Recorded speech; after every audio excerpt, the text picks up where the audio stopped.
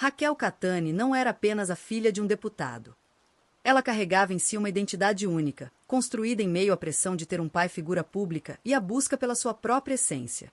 Jovem, de espírito inquieto e ao mesmo tempo marcado pela doçura, Raquel vivia no limiar entre o anonimato desejado e a inevitável exposição que o sobrenome trazia. O cotidiano dela era feito de estudos, projetos pessoais e momentos íntimos que contrastavam com os holofotes da vida política do pai, Gilberto Catani. Amigos descrevem Raquel como uma mulher de sorriso fácil, mas também como alguém que carregava um peso silencioso. O peso de não poder errar, de não poder falhar, porque cada passo poderia ser interpretado como reflexo da família. Ainda assim, ela buscava espaços de liberdade, saídas com amigos, pequenos escapes da rotina intensa e da vigilância constante sobre sua vida. O que poucos sabiam é que, por trás da leveza aparente, existia uma jovem atenta, crítica, consciente da realidade dura do país e das tensões que giravam em torno da política. Raquel não se limitava a ser filha de... Ela tinha ambições próprias, sonhos de trilhar um caminho que fugisse do estigma de carregar o nome do pai, fosse no meio acadêmico, social ou profissional. Esse retrato humano de Raquel é essencial para entender o impacto brutal do crime que viria a acontecer. Não se tratava apenas de uma tragédia familiar. Era a interrupção abrupta de uma vida em construção, uma vida que buscava espaço em meio a expectativas externas e sonhos pessoais. A morte dela não apagou apenas a filha de um deputado, apagou também uma jovem mulher que começava a construir sua própria história. A Noite Fatal, o crime que chocou o Brasil.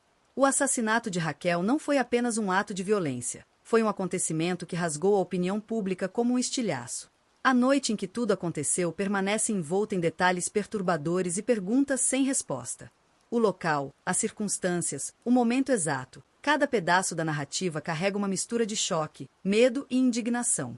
Raquel foi encontrada sem vida em condições que os investigadores descreveram como brutais. O choque inicial não se limitou à esfera política. Nas ruas, nas redes sociais, entre conhecidos e desconhecidos, a comoção foi imediata. Quem mataria a filha de um deputado em ascensão? E por quê? A sequência dos fatos naquela noite ainda é objeto de debate.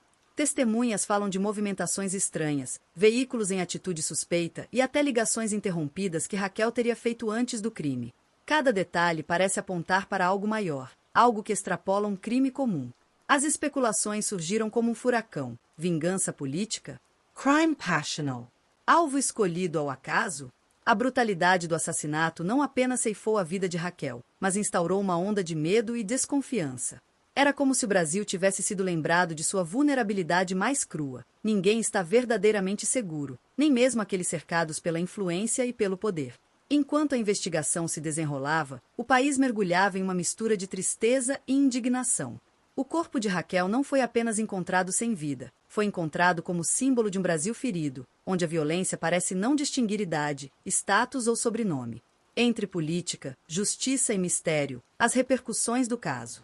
A morte de Raquel Catani ultrapassou os limites do drama pessoal e familiar.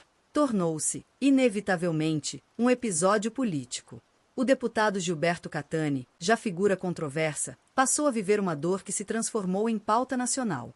Suas falas, suas lágrimas e seus discursos repercutiram não só pela tragédia íntima, mas pelo reflexo que provocaram em um Congresso acostumado a escândalos, mas não a lutos tão pessoais.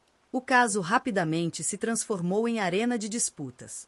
Enquanto alguns pediam respeito ao luto, outros questionavam se havia relação direta entre a atuação política do deputado e o crime contra sua filha. Seria um recado? Uma retaliação? Ou apenas mais uma tragédia que o Brasil, infelizmente, conhece tão bem? A justiça, por sua vez, caminhava em passos cautelosos. As primeiras investigações revelaram contradições, lapsos e até mesmo indícios de informações ocultadas.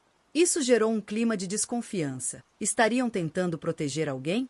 Ou a própria gravidade do caso exigia silêncio para não comprometer a apuração? O assassinato de Raquel, assim, deixou de ser apenas um crime hediondo. Transformou-se em um mistério nacional, um enigma em que política, violência e dor se entrelaçam. O nome dela virou manchete, trending topic, debate em mesas de bar e em salas de poder. Cada nova informação revelada parecia trazer ainda mais perguntas, em vez de respostas. Memória, dor e esperança, o legado de Raquel. O luto da família Catani se tornou público, e as imagens do enterro de Raquel se espalharam como ferida aberta na sociedade brasileira.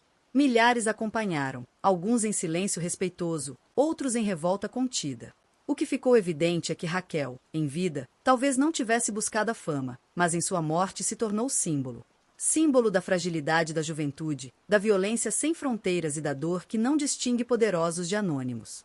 Os relatos de amigos, familiares e até desconhecidos formaram uma corrente de memória. Para muitos, Raquel representava a luta por uma vida autêntica, longe da sombra da política. Para outros, a tragédia dela era mais um alerta do quanto o Brasil sangra diariamente pela violência. A pergunta que ecoa é: o que fazer com essa memória? A dor pode se tornar força? O nome de Raquel pode servir como bandeira contra a violência ou será engolido pela efemeridade das manchetes? O futuro desse legado depende não apenas da família, mas de todos aqueles que se sentiram tocados pela tragédia. A história de Raquel não termina no ponto final de sua vida. Ela continua viva nos debates, nas investigações e, sobretudo, no coração daqueles que se recusam a deixar que sua morte seja apenas mais uma estatística. Entre lágrimas e lembranças, nasce também uma esperança, a de que o clamor gerado por esse crime possa, de alguma forma, impedir que outras vidas sejam arrancadas de maneira tão cruel. O assassinato de Raquel Cattani não pode ser apenas mais um caso perdido nas páginas de um inquérito. A cada vida arrancada pela violência, o Brasil sangra um pouco mais. É hora de transformar a dor em voz, o silêncio em movimento. Que a memória de Raquel seja um chamado à justiça e à mudança. Você, espectador, também faz parte dessa história. Compartilhe, questione, cobre respostas. Porque quando a sociedade se cala, a violência fala mais alto. E nós não podemos permitir que essa voz vença.